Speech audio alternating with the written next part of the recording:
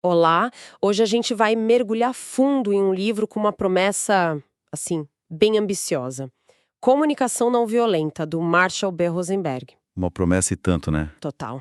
A ideia é que ele nos dá ferramentas para melhorar, de verdade, os nossos relacionamentos, seja em casa ou no trabalho. Uhum. Então, a nossa missão aqui é entender o que é essa tal de comunicação não violenta, a CNV, e por que a forma como a gente fala normalmente, sem nem perceber, pode ser, bem, violenta. E a premissa do Rosenberg, eu acho que é o ponto de partida perfeito para isso.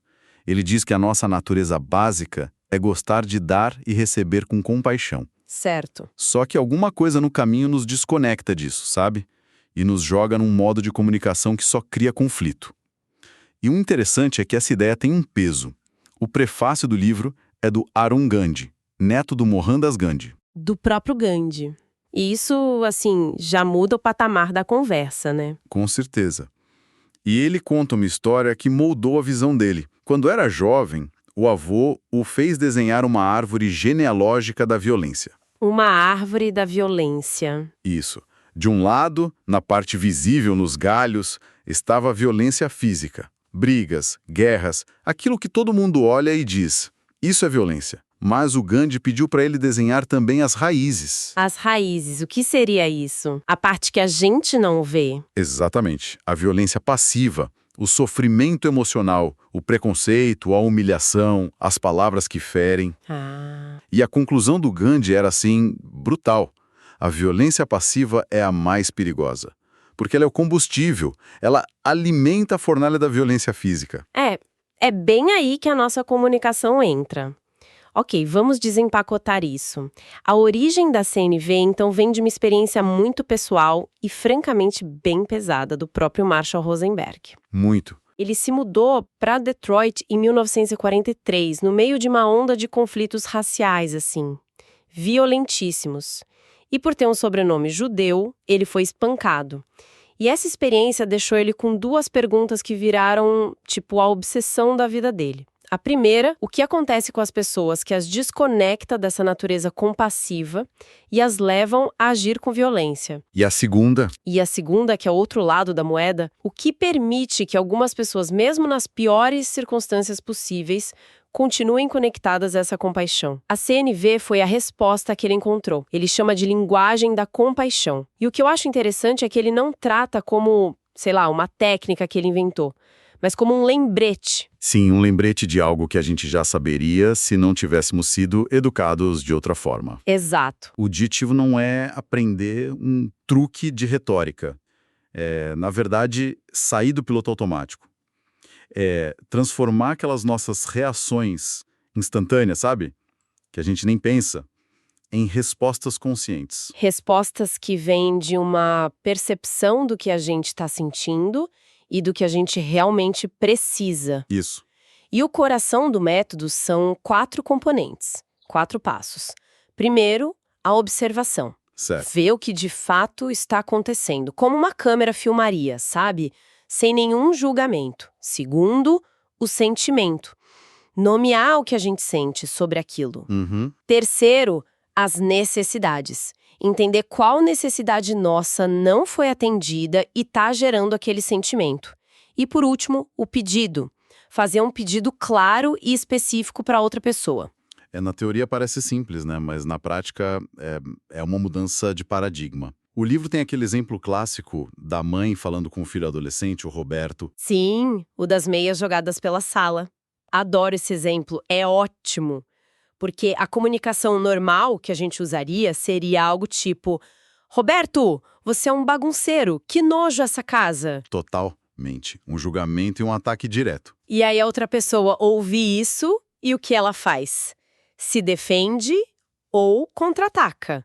A CNV propõe um caminho diferente. Tá. Então, como seria a versão CNV dessa bronca? Ela começaria pela observação. Roberto, quando eu vejo 2 bolas de meia sujas debaixo da mesinha e mais 3 perto da TV. Isso é um fato, não tem como discutir. Incontestável.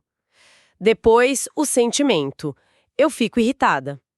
Note que ela não diz, você me irrita. Ela assume a responsabilidade pelo sentimento dela. Isso é importante.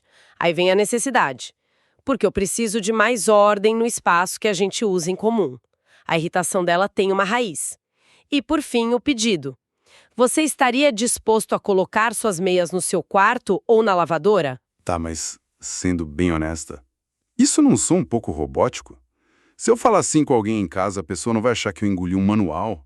Parece um pouco artificial. É uma ótima pergunta. E é a primeira barreira que todo mundo encontra. O Rosenberg mesmo diz que no começo pode soar estranho.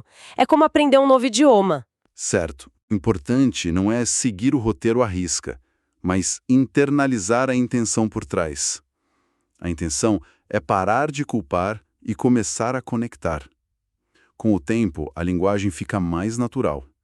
E o crucial é que isso tem duas vias, né? Como assim, duas vias? Uma é se expressar assim, com honestidade, a outra é ouvir os outros com empatia. Tentar decifrar esses mesmos 4 componentes na fala deles, mesmo que eles estejam gritando "você é um bagunceiro". O que nos leva a uma questão central. O que é que a gente faz no dia a dia que bloqueia essa compaixão? O livro chama de comunicação alienante da vida. E o principal vilão, né, é algo que a gente faz o tempo todo, os julgamentos moralizadores. O tempo todo. O teu problema é ser egoísta demais. Ela é preguiçosa. Isso é errado. Rótulos, críticas, insultos, nossa linguagem é cheia disso. A gente opera numa lógica de o que há de errado com você. Jogo. O livro diz que esses julgamentos são, na verdade, expressões trágicas de nossas próprias necessidades não atendidas. Isso é muito forte. É uma virada de chave completa, porque desconstrói a nossa raiva. Sabe? Quando eu chamo alguém de preguiçoso, o que eu estou tentando dizer de uma forma muito trágica e ineficaz é que a minha necessidade de apoio ou cooperação não está sendo atendida. Mas ao jogar o rótulo de preguiçoso na pessoa, a chance dela querer cooperar vai a zero. Exato. Ela vai se defender, vai dizer que não é preguiçosa, que eu que sou exigente demais e pronto. O conflito escala. Mas é difícil aceitar isso na prática. Porque quando alguém nos ataca, nossa primeira reação não é pensar qual será a necessidade não atendida dessa pessoa. A gente quer revidar. Claro, ele não diz que é fácil. É um treino constante. E o primeiro passo é a autoconsciência. É perceber, ali no calor do momento, que a sua raiva está vindo de uma necessidade sua. Certo. Ele faz uma distinção útil entre juízos de valor e julgamentos moralizadores. Juízos de valor são coisas que a gente valoriza. Honestidade, paz. Já julgamentos moralizadores é quando a gente rotula quem não age de acordo com os nossos valores. Entendi a diferença. Então, em vez de dizer violência errada, que é um julgamento, eu posso expressar meu juízo de valor. Eu me assusto com o uso da violência para resolver conflitos porque eu valorizo a segurança de todos. Eu falo do que é importante para mim sem atacar o outro. Além dos julgamentos, ele aponta outros bloqueadores. Um que me pegou foi fazer comparações. Ah, essa é a receita da infelicidade. O livro até brinca citando outro autor que escreveu Como se tornar miserável. O exercício que ele propõe é simples. Passe alguns minutos por dia comparando suas realizações com as de Mozart quando ele tinha 12 anos. É garantido que você vai sentir um lixo. Uma receita garantida para se sentir um fracasso antes do café da manhã. Com certeza. E tem outro bloqueador que é mais sutil. A negação de responsabilidade. O famoso eu tive que fazer. Essa é perigosa, porque tira o nosso poder de escolha. Tive que te dar uma nota baixa, são as regras. Tive que demitir você, ordens da diretoria. Ou até o você me faz sentir culpado. A linguagem mascara que toda ação nossa é uma escolha. Essa parte me pegou, porque eu tive que fazer parece uma desculpa válida às vezes. Eu tive que ir trabalhar doente, senão seria demitida. Onde fica a linha entre uma obrigação real e a negação que o livro critica? A linha está em reconhecer a escolha, mesmo que seja uma escolha entre duas opções ruins. O livro dá o exemplo da professora que dizia, eu tenho de dar notas, eu odeio isso. Com a ajuda da CNV, ela reformulou para, eu escolho dar notas porque eu quero manter meu emprego. A diferença é sutil, mas é poderosa. Na primeira frase, ela é uma vítima do sistema. Na segunda, ela é uma agente que faz uma escolha consciente para atender a uma necessidade dela. Isso devolve autonomia. Ok, entendi os 4 passos na teoria e os bloqueios. Mas o primeiro passo, a observação, já me parece quase impossível. A gente vive avaliando tudo o tempo todo. Como a gente sequer separa uma coisa da outra? Não é fácil. O filósofo Krishnamurti, que é citado no livro, disse que observar sem avaliar é a forma mais elevada de inteligência humana. Ou seja, Não é para qualquer um. definitivamente não é. É o alicerce de tudo e é o mais difícil. O exemplo do livro com o diretor da escola é ótimo. Rosenberg perguntou aos professores o que o diretor fazia que os incomodava. E as respostas foram: ele fala demais, que é uma avaliação. Outro disse: ele quer ser sempre o centro das atenções. Outra avaliação, nesse caso, tentando adivinhar a intenção. Ninguém conseguia descrever o fato em si. Exato. Demorou um tempo até eles chegarem a uma observação concreta. Nas reuniões, o diretor costuma contar histórias sobre a infância dele, e isso faz com que as reuniões durem uns 20 minutos a mais. Isso sim é uma observação. É algo que poderia ser filmado e cronometrado. Não tem julgamento, só o fato. O livro dá uns exemplos práticos que ajudam. Em vez de dizer Carlos é feio, que é uma avaliação pura. A observação seria: a aparência de Carlos não me atrai. A responsabilidade pela percepção é minha. Perfeito. Outro clássico é usar sempre ou nunca. Você está sempre ocupado é uma avaliação. Uma observação seria: nas últimas 3 vezes que eu te liguei, você disse que não podia falar. É específico, é factual, diminui a chance da outra pessoa se sentir atacada. Muito. Agora, vamos para a história que para mim é o ponto alto do material. É onde a gente vê a CNV sendo usada não para uma briga por meias, mas num cenário de conflito extremo.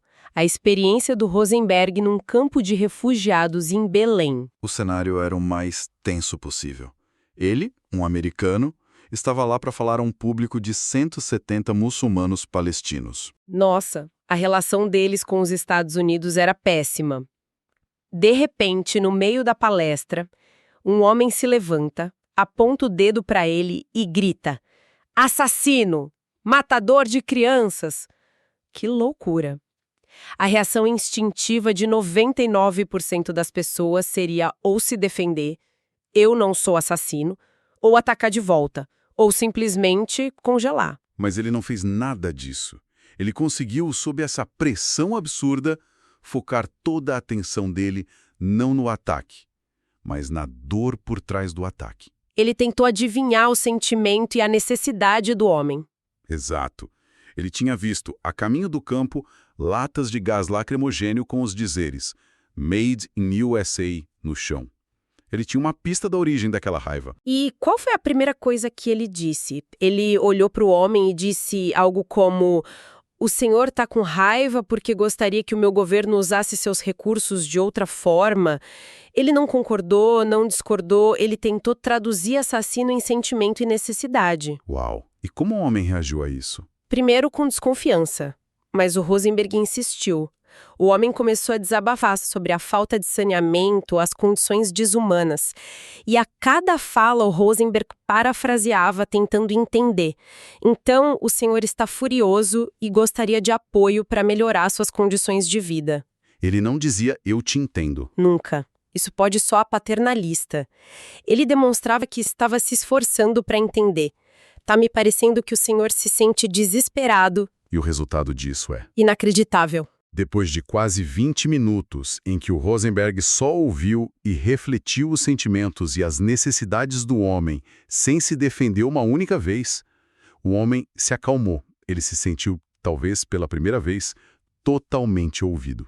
E aí vem a virada na história. A virada. Aquele mesmo homem que o chamou de assassino na frente de todos, o convidou para um jantar de Ramadã na casa dele, naquela mesma noite. É a prova de que empatia não é concordar com a pessoa, é só ouvir de verdade. É a compreensão do que o outro está vivendo. Essa história me marcou porque mostra que essa ferramenta não é uma utopia. Ela funciona sobre fogo cruzado. Exatamente. Ela mostra que, por trás da postura mais hostil, existe um ser humano com necessidades não atendidas. E se a gente consegue se conectar com essas necessidades, a hostilidade pode se dissolver. Chegando ao final da nossa conversa, a grande ideia parece ser uma mudança de foco. Parar de jogar o jogo do diagnóstico "o problema com você é" e começar a expressar o que está vivo dentro da gente. Nossas observações, sentimentos, necessidades. E, ao mesmo tempo, treinar o ouvido para escutar o que está vivo nos outros, por mais que a embalagem da mensagem seja agressiva.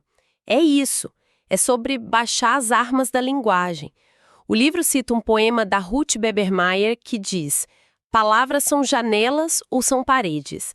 Elas nos condenam ou nos libertam." Isso me deixa com uma provocação final. Manda.